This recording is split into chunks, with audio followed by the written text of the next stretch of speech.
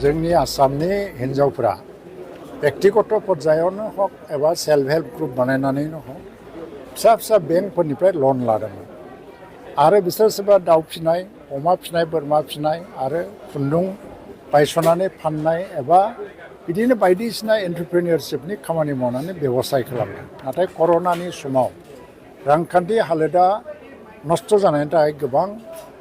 हिन्जावफोरानो ऋण लाग्राफोरा ऋणखौ परिसद खालामनो हायाखै सुफुंनो हायाखै जायनि थाखाय बेंकफोरा बिसोरखौ बहुत हाराहास्थिगासिनो दङ ओंखायनो आसाम गभर्नमेन्टआ मोनथाम पर्यायाव पलिसिखौ लादों Assam micro' finance incentives and relief scheme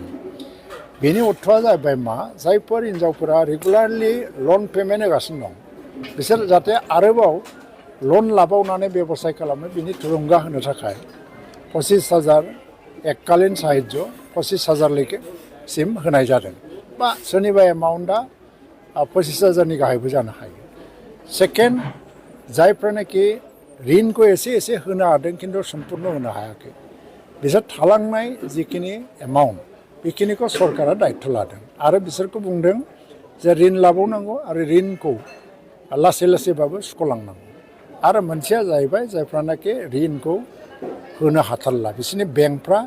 NPA जानो थांगासिनो दङ दा बिसोरखौ सम्पुर्ण भाबै सरकारा दायित्व लागोन आरो बिसोरनि रांखान्थि जि मोनसे खैफोदनिफ्राय बिसोरखौ उदां खालामगोन दा बेनि गेजेरजों लाख लाख आइजोफोरा दिनैहाय बेबसाय खालामफिननायनि मोनसे बोलो मोन्दों आरो थुलुंगा मोन्दों आरो ऋण लाफिननायनिबो मोनसे साहस जादों दा बेनि गेजेरजों जोंनि गाव ओनसोलनि रांखान्थि थासारिया जौगाखांनाय फैगासिनो दं बे डक्टर हिमन्त बिश्व शर्मानि मोनसे दूरदर्शी बा फारसाइटेडनेस बेखौ लानानै जे मोनसे बिराद गिदिर रिभलिउसनारि मोनसे लामा बा आगान होदों जे गोरिब आइजोफोरखौ मदद होनायनि बेयो दिनै जाफुंनो थांगासिनो दङ दिनै गासै आसामाव सेकेन्ड पर्यायनि जि चेक राननाय बे 97,000 बेनिफिसियारिफोरनो होनाय जागोन आरो चिरां जिल्लायाव दिनै 963 जन बेनिफिसियारिफोरनो चेकखौ राननाय जाबाय थ' बेनिखायनो बेनि गेजेरजों दिनै मोनसे